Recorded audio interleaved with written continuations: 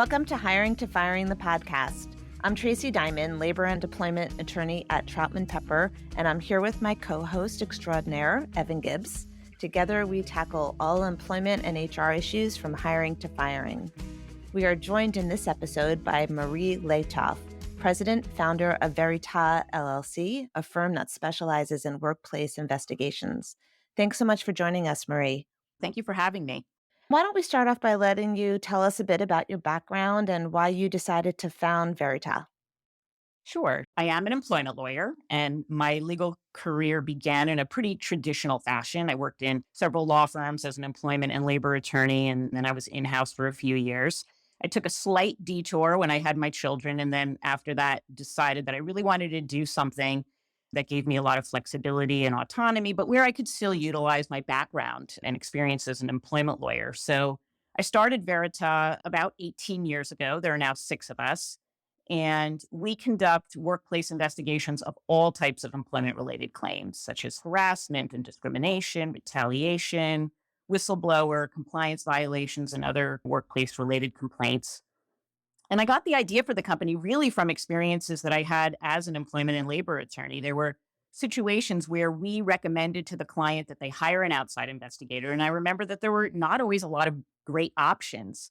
They would ask us to conduct the investigation. We would not want to do that because we wanted to keep the fact finding separate from the legal advice and didn't want to be conflicted out if there was a subsequent litigation and therefore prevented from representing the client. We really didn't want to refer the investigation to a competitor, another labor and employment lawyer. And there were some HR consultants that we would recommend, some of whom were very, very skilled at conducting investigations, and some were not. And so we weren't always satisfied with the result. We are all employment lawyers. We all have experience taking depositions or witness testimony, and we understand the law that forms the basis of the claims we're investigating. So we know the right questions to ask. And it was really just, I saw an opportunity to provide a much needed service, leveraging my experience as an attorney, but doing something different from the traditional litigation practice. Yeah, that's always been my experience as well. I also have worked with former employment attorneys or, with a background of training as employment attorneys who became investigators. And the level of competency is so much higher just because you know how the case is going to look in court. You know what kind of questions are going to be asked in the depositions, what's going to come out of discovery. And it's hard to get training to understand all that if you haven't been in the trenches defending a lawsuit. I agree. I remember when I was thinking about starting the company and I talked to a lot of employment lawyers about the idea and, is this a service that you would use? And the response was very positive. Yes, we would love to have somebody with your background conducting investigations. It's a real benefit. We have used your firm many times and worked together with your company.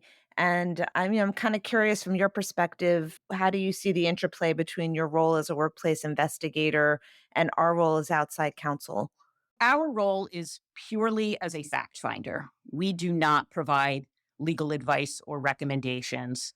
We determine what happened. Is the complaint substantiated or not substantiated? And what are the facts that support those conclusions? Counsel can then take that information and use it as the basis to properly advise the client on how to resolve the issue or what steps to take next to protect the organization. So they're intertwined, but they are separate. And the goal is to provide the information necessary for you to give the right advice. I bet you have a lot of war stories similar to Evan and I, because we certainly have a lot of war stories of all sorts of crazy fact patterns. I'd like to pull in our movie for today, since we always talk about a TV show or a movie. And today's topic, which Marie's perfect for, is the topic of internal workplace investigations. And the movie we're going to use is Minority Report, which is a 2002 Steven Spielberg movie starring Tom Cruise. The movie takes place in the year 2054, where a special police department called Pre-Crime apprehends criminals before they commit a crime based on information obtained from 3 psychics called precogs. Let's listen to our first clip. Imagine a world without murder. I lost my best friend. I lost my aunt. I lost my dad. I lost my father. I lost my wife. Just 6 years ago, the homicide rate in this country had reached epidemic proportions. It seemed that only a miracle could stop the bloodshed. But instead of 1 miracle, we were given 3, the precognitives. Within just 1 month under the pre-crime program, the murder rate in the District of Columbia was reduced 90%. They were going to be waiting for me in the car. He was going to rape me. I was going to be stabbed. Right here. Within a year, pre-crime effectively stopped murder in our nation's capital. In the 6 years we've been conducting our little experiment, there hasn't been a single murder. And now pre-crime can work for you. We want to make absolutely certain that every American can bank on the utter infallibility of this system, and to ensure that what keeps us safe will also keep us free. Pre-crime? It works. It works. It works. It works. It works. It works. Evan and Marie, do you think that we will ever reach a place where we can predict a crime before it happens? It feels like that's not so far-fetched these days, right? With the AI processing and the facial recognition technology that we have. I mean, I was reading just the other day about a case where a young man was arrested and he was held for weeks without bail based on an incorrect facial recognition that was done with an AI program. Now, in that case, obviously, this wasn't predicting crime. It was trying to find someone who had committed a crime using technology. But it seems like that's the sort of next level. It's scary. I don't know. It certainly seems like it's something that our AI overlords may be able to do at some point in the future. I think the idea of predicting crime before it happens and therefore preventing it, it sounds very appealing. They talk about an utterly infallible system in the clip. And I'm just not sure, though, that when dealing with human beings and human nature, anything can ever be infallible or completely predictable. It's interesting to think about whether technology will ever reach a stage where it could be a replacement for human judgment in a way that's purely infallible. And of course, as we're going to talk later on today, even in the movie, nothing was infallible because the precogs disagreed. Do you think in the course of doing investigations, there are certain factors that kind of lead to a conclusion of what may happen in the future based on what people are doing currently that have a way of getting inside the investigation and maybe predicting the outcome, I guess is what I'm trying to say.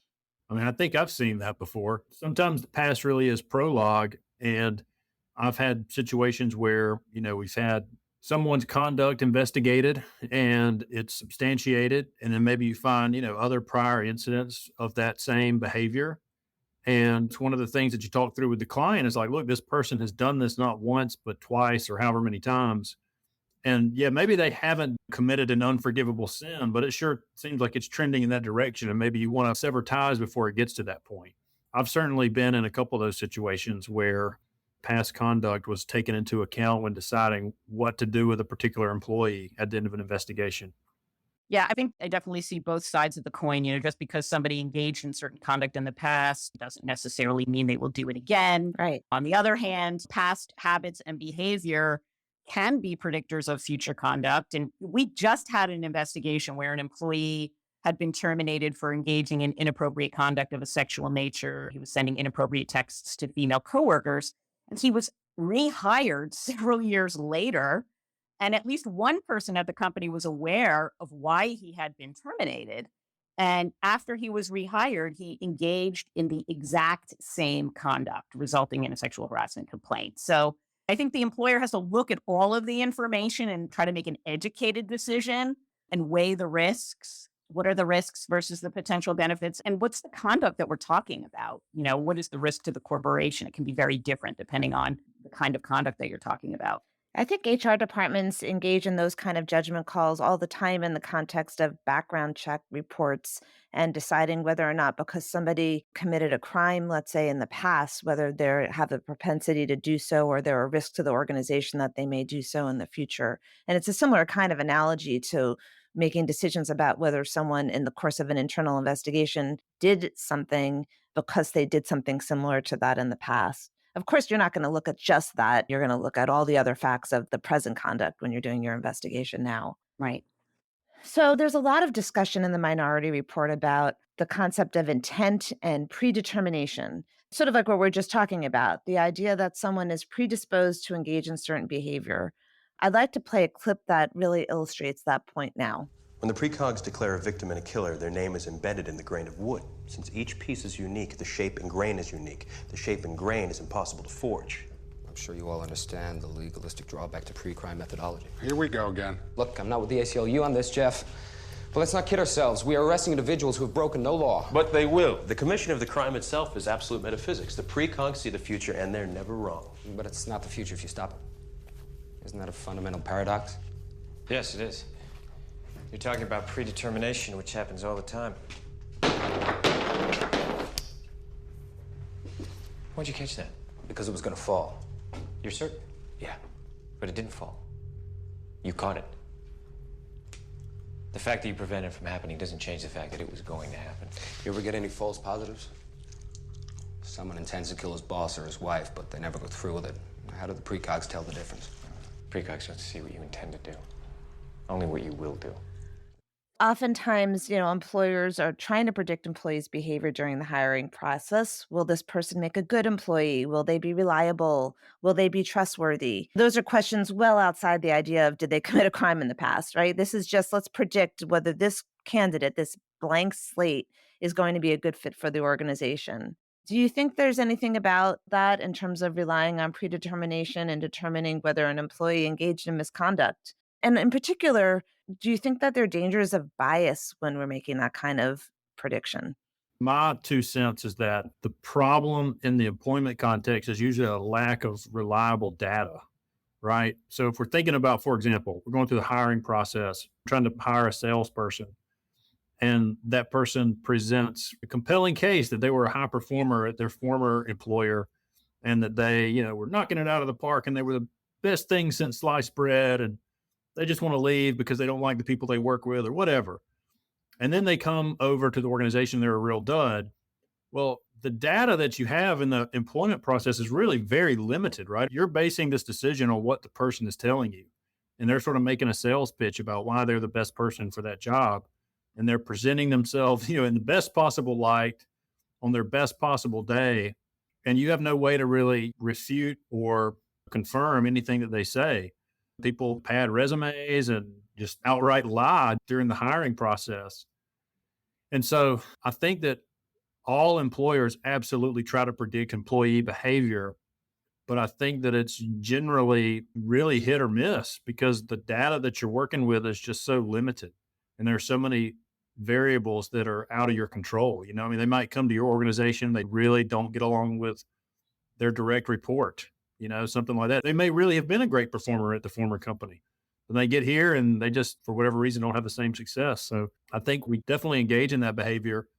And I think there's a real risk of bias in those decisions. But I don't know how you fix it. I don't know how you get more data, than we're already getting. There are certainly some options out there, but it's a really tough situation. You're always making an educated guess, or you're trying to make an educated guess, but it's a guess. Yep. It's very hard to determine whether someone's going to be a good fit for an organization based on a half an hour interview. I've actually done a lot of thinking about that, both in terms of our own internal interviewing process as well as how our clients handle their recruiting and hiring process. But I do think that there is some danger that you're going to make a decision about how someone will act in the future based on maybe conceptions about what they did in the past, or maybe not what they personally did in the past, but what others like them might have done in the past. There's a lot of talk about that in the context of AI and making sure that the algorithms don't have bias in them. And it's the same idea of, if your model of a successful fit for the organization is a young white male and you're putting that modeling into your algorithm, you're going to potentially reject candidates based on the algorithm that don't fit within that mold. So I think companies have to really be careful that the factors that they're looking at when they're making decisions encourage diversity. It's the same thing on the other end. We've been focused on investigations, and it's exactly the same thing. I've seen this many times. Somebody gets accused of something in an organization, and if they are well liked, and sort of fit into the club, then there's a real predisposition to not believe negative allegations against a person. I've dealt with more than one situation where I was in talks with HR, and they said, well, I think that, there's really something to these allegations, but upper management really isn't listening to me because they believe the accused. That's a good example of a situation where you can recommend, well, why don't we just have an independent investigator that doesn't know any of these people come in, do an investigation. It's independent. And look, they can confirm or deny based on a real close look at the facts, as opposed to, well, I really like Jim or Sally, and try to eliminate some of that bias. Yeah. And that really is one of the reasons that people call us, because there are companies that have their own internal investigators. But sometimes the complaint involves someone very senior in the organization. And there's a concern that individuals will not feel comfortable or will be intimidated to make findings unfavorable to someone who, for example, maybe not in their direct chain of command, has or is perceived to have some influence over their job. So the CEO or someone who reports to the CEO or someone who's a high performer, or maybe it involves someone in HR or legal or compliance who would be involved in the decision-making process. I mean, those are just some of the reasons that it makes sense to not have somebody inside the organization who knows everybody and who works with everyone there and has to continue to work with them even after the investigation is done. Sometimes it makes sense to have somebody come in who doesn't have those relationships. Yeah, there's the intimidation factor, but also the person who's accused may just be very well liked, and it'd be hard for people who know them to believe that they could have done what they did. Having somebody independent come in and make those decisions, and assess credibility from the outside could be very helpful, sort of check on that. Hmm. I want to switch gears a little bit and talk more generally about best practices when conducting an internal investigation. I get a lot of questions about this from human resources departments. And I kind of wanted to get your sense, Maria, of what you consider to be the best practices in terms of the how-tos when HR, let's say, is assigned to conduct its own investigation. First of all, it's to conduct a timely investigation. The law requires a prompt investigation. So you want to start the investigation while all the information is fresh in people's minds, while they are all available, before the evidence is lost or destroyed, or before the situation escalates. You need a plan. What documents do I want to review? Who do I want to talk to? And in what order? What are the logistics? When, where, who's going to contact the witnesses? I don't think the plan needs to be super detailed or formal, but you need some sort of game plan on what you're going to do.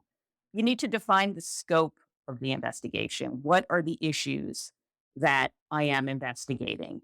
You need to gather, review, and preserve relevant documents. And documents does not mean just things in writing. It includes pictures and text messages and video recordings, audio recordings, journals, voicemails. Never guarantee absolute confidentiality to witnesses. You are going to be sharing with others what witnesses told you. So make sure that you're telling witnesses in your introduction, listen, only those with a need to know will know what you and I talk about, but there is no off the record or don't write this down or I'm only telling you. So you don't guarantee absolute confidentiality. Interviewing witnesses, we always use what is commonly referred to as the funnel method of questioning. You start with very general and open-ended questions and gradually narrow the scope of the questions so that you're not limiting the information that you're gathering or suggesting responses to the witnesses. And I always start with really general things like, tell me about working here. What are the positives? What are the negatives? Tell me about working with your manager. Do you have any issues or concerns? Has anyone shared any issues or concerns with you? And then kind of gradually narrowing your questions so that you're getting to the exact issues. Don't use legal jargon or legal termination when you're talking to witnesses. Again, we're looking for facts. We're not looking initially to draw any legal conclusions. And witnesses don't always know what those terms mean. So you got to be very careful to use plain language and not legal conclusions. Take detailed notes. I type my notes because I am a very fast typist and I find that my notes are much more accurate, much more comprehensive, and much more legible. I know some people still handwrite notes, but I find that typing notes makes them a lot more detailed. It's okay to go back to a witness. In fact, it's often necessary. Some people think that, once you talk to someone, that's it, you move on. But as you go through the investigation, you gather more information. There may be things that you learn that witness knew about that they didn't tell you, and you need to go back and follow up, and that's okay. And of course, you need to summarize and report your findings at the end. What are the allegations? Who did you interview? Were the allegations substantiated or not? And what facts did you find to support your conclusions? And that's sort of the roadmap that we follow. Really great summary, very thorough. One sticking point that I often get questions about is documentation. How do you document the interview? Is it better to have the witness write out their own statement? Do you have witnesses sign statements that you write out or not have a witness sign at all? And concerns about maybe comments that are made in interview summaries that could turn around to hurt the company down the road, keeping in mind that it may all be discoverable. What are your thoughts with regard to documentation? Some investigators always, after they do their interview, they prepare a written statement and give it back to the witness to sign. We don't typically do that unless the client requests it. It really slows down the process. But sometimes it is necessary to do that if the person, for example, may not be available in the future. We limit the interview notes to what the witness is sharing with us. If I have mental impressions or observations or comments, I will make those notes separately for myself. I don't include those in the witness interview notes. I want to keep that completely factual. I don't usually show my witness notes to the witness to review. I know some investigators do that. We typically don't do that, though. I was just going to ask, Marie, in your experience, if you've ever been called as a witness either in a deposition or at a trial for your role in an investigation. Surprisingly, in 18 years, it has happened very rarely. I was deposed twice, and I testified in a labor arbitration once, and one of my other investigators has been deposed once or twice. That's it. It does not happen very often. And I like to believe it's because they have our report and they see our file and they don't have anything to ask us. They think we did a good job. Truthfully, if there is a subsequent litigation, it happens years after the investigation happened. We've conducted hundreds of investigations in that intervening time. And I honestly wouldn't remember a lot of the details anyway. I would be referring to the file and to the report. So I'm not sure how useful it actually is. Unless they thought we did something wrong, it really doesn't happen very often. That's interesting. Do you put together a separate report for your client with your mental impressions and conclusions? Your conclusion of did the person engage in misconduct or not? Or is that usually something that you give orally? Usually orally. The written report is, the factual findings. And then there's usually a conversation with the client when the investigation is done. Hey, here's what we found. Here's what I think. But the written report is limited to the factual findings. Yeah, I think that makes sense. Evan, do you have any thoughts about attorney-client privilege from the outside counsel perspective and the do's and don'ts in terms of the investigation reports and documentation? That's one thing I always, talk with clients about is how important the privilege is. To me, a lot of times the nature and severity of the allegations play into how much emphasis I place on, number one, getting an outside investigator and assuring that all the attorney-client and work product privileges are in place. I think that's really important for clients to understand is, for example, if an HR person conducts the investigation and they write up these notes or a report and it contains a lot of unfavorable stuff, I mean, that is 1,000% discoverable later on. Not 100%, 1,000%. Yeah, that's right. That's right. You are not going to hide that. I've just seen that so many times that, the reports are just bad. Yeah. A lot of times it doesn't matter. They'll call and say, hey, I did this investigation. Here's the report. And I'll read it like, oh, it's not really very good. It would not reflect well if this were in litigation, but it's not that big of a deal. And most of the time, nothing ever comes of it. But especially when it becomes really important, it's critical to make sure that the attorneys get involved and take the proper steps to ensure that the materials that are produced during the investigation maintain their privileged status. I think that it's a really important statement that you're making. It's sort of a word of warning for HR and in-house counsel when they're putting together the documentation, because particularly HR may not really be as well versed in the limits of the attorney-client privilege and where the documentation may wind up down the road, as Marie pointed out, potentially years later in the litigation. And too often I'll see conclusions and mental impressions in the documentation that can really hurt the litigation process down the road, and how important it is to really think carefully about what you're going to say and not say in documents, keeping in mind that that documentation will be discoverable. Yeah, because it's not like, reporting objectively on facts is not a skill that anybody really has. What other job really trains you to report facts in an objective manner? That's not what typical HR training is about or in-house training is about. You come into an investigation and you write up narrative notes, narrative reports, and you write it like you would anything else, like an email or whatever. And there's tons of personal opinions and bias. I don't think this person was credible because X, Y, or Z. There's lots of non-objective stuff where things can be written non-objectively, even just accidentally. and it looks really bad later on. Less is more for sure. Yeah. We always operate under the assumption that our file and our report will possibly be looked at by multiple people, including people on the other side of the table. We are always mindful of that when we are making our notes, creating a report. We assume that it will be seen by others. Think about your audience, right? Absolutely. There's a lot of discussion in the movie about how the precogs are never wrong. And it turns out later in the movie, spoiler alert, that the three precogs sometimes disagree. Let's listen to a clip. But occasionally, they do disagree. What? Most of the time, all three precognitives will see an event in the same way, but once in a while, one of them will see things differently than the other two. Jesus Christ. Why didn't I know about this? Because these minority reports are destroyed the instant they occur. Why? Obviously, for pre-crime to function, there can't be any suggestion of fallibility. After all, who wants a justice system that instills doubt? It may be reasonable, but it's still doubt. Are you saying I've haloed innocent people?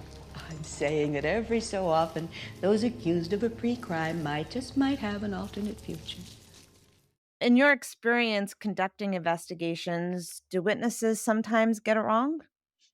I think they do sometimes get it wrong. I mean, that's the whole issue with eyewitness identifications in criminal cases, right? People's memories are not infallible.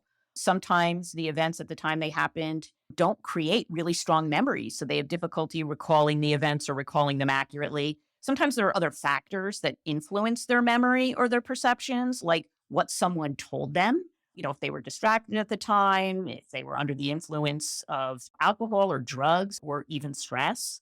So, yeah, I think that does happen. Yeah, I'll tell you, I'll use an analogy that me and Tracey heard yesterday. We had a call with somebody. This fellow used an analogy that I thought it resonated with me. He was saying he gave this lecture. He was talking about how different business units, different people within an organization see the business differently. And I think it applies to people's understanding of facts or how they remember things. And the analogy he used was he was teaching a class at Stanford, and he said that he blew up this beach ball, and it was like, one of those classic beach balls that's got all these striped colors on it. So he blows it up in the class and tosses it out, and it's like a jam party. They're like bouncing the ball around. And then he gets to the middle of the room. He comes to a person and he says, "Hey, stop and catch the ball and hold it. Hold it up over your head." And so the person did that. And then he asked somebody in the back corner of the room and said, "Okay, tell me what the ball looks like." And they said, "Oh, well, it's got a red and yellow stripe." And then he called to somebody at the front left corner of the room and said, "Tell me what the ball looks like." And they said, "Oh, it's white and green." And so he went around the room and he said, "So you see, everybody's looking at the exact same ball, but depending on where you're sitting, the ball looks entirely different, but you're all talking about the same thing." And I think that's how it works in like an investigation or you're in litigation and you have witnesses that say different things. And I think that's wise because the personal biases and experiences that they have and what they heard and how they perceive people's language. I mean, it's very nuanced. And so I think it's pretty common for witnesses to get it wrong. And it may not be that it's wrong. It may be that that's how they really remember it, but they just remember it differently than somebody who was sitting somewhere else when something was said or done. So as the investigator, how do you handle those inconsistencies? I think some inconsistencies are normal. They're part of being human. As Evan said, we all perceive and experience and remember things a little bit differently. You have to look at the totality of the evidence and draw reasonable conclusions based on everything that you are presented with. And what I think is a good practice and something that I do and I tell my other colleagues as an investigator to do is imagine you're being deposed or you're on the witness stand and someone is asking you why you reached a particular conclusion or why you believe that person over the other person. What are you going to say? Can you articulate why you reached that conclusion, why you believe this person over that person? And what are the facts that support your conclusion? And if you can't articulate that, then maybe you need to go back and rethink your conclusion. I do think that a certain amount of inconsistencies are just normal, and you really just have to look at the bigger picture. Yeah, there's no such thing as a completely clean investigation. I think that just would be wonderful, but the reality of life is it's always going to be a little bit messy. In the movie, the head of the pre-crime unit frames Tom Cruise's character, whose name was John Anderton. I keep thinking John Anderson from The Matrix, but it was John Anderton. Yeah. He's framed for murder. And in real life, sometimes people are falsely accused of misconduct. What are some reasons why an alleged victim would falsely accuse someone else? I think false accusations happen when people feel threatened or they have something to lose. It's an act of desperation. It can be an act of revenge. It can be payback for something that happened. It's hard sometimes to understand and to get into the minds of someone and understand the motivation of why they're falsely accusing someone. Getting into the minds of someone is what makes investigations so interesting and so difficult, right? Because at the Yes. end of the day, it's so hard to know what someone's intent is in terms of anything. But I think it's important when conducting an investigation to keep an open mind and remain neutral because it is possible just because a victim said something happened doesn't necessarily mean that it did happen. That's why you're conducting the investigation in the first place, because people do have a lot of motivations to lie. Yeah. And I think, in determining whether someone's telling the truth, there are things that you can look at to try to determine if someone's telling the truth. Obviously, direct corroboration of what they're telling you is the key. That's what you're actually looking for, is the eyewitness or the documents that prove that what they're saying is true. But a lot of times you don't have direct corroboration. So you have to look at other factors like inherent plausibility. Does it make sense? Is what they're telling you making sense? Do they have a motive to lie? Can they recall the details consistently? Or when people lie, they often don't remember the details of what they told various people. So are they telling their story consistently to different people over time? The manner of their testimony or their demeanor, nervousness, not directly answering questions. But I think you do have to be careful about making assumptions about how people would act in certain situations because most people are nervous when they're questioned. It doesn't necessarily mean that they're lying. But again, you look at all of the factors coupled with other indirect evidence that leads you to make certain inferences about their credibility. They're all just factors to be considered. Goes back to, again, just having to look at the big picture. Well, this has certainly been really helpful. I think that we've gone over some super helpful tips for organizations in doing something that unfortunately needs to be done often, which is conducting internal investigations. It's a complicated area with lots of different nuances, to Evan's point earlier. And Marie, we really appreciate your time today and joining us in our podcast episode. I want to remind our listeners to check out our blog, hiringtofiring.law, listen to our other podcast episodes on Hiring to Firing the podcast, and tell us what you think. We'd love to hear thoughts on topics and TV shows and movies that you'd like to hear us talk about. Thanks so much for joining us. Copyright Troutman Pepper Hamilton Sanders, LLP. These recorded materials are designed for educational purposes only. This podcast is not legal advice and does not create an attorney-client relationship. The views and opinions expressed in this podcast are solely those of the individual participants. Troutman Pepper does not make any representations or warranties, express or implied, regarding the contents of this podcast. Information on previous case results does not guarantee a similar future result. Users of this podcast may save and use the podcast only for personal or other non-commercial educational purposes. No other use, including, without limitation, reproduction, retransmission, or editing of this podcast may be made without the prior written permission of Troutman Pepper. If you have any questions, please contact us at troutman.com.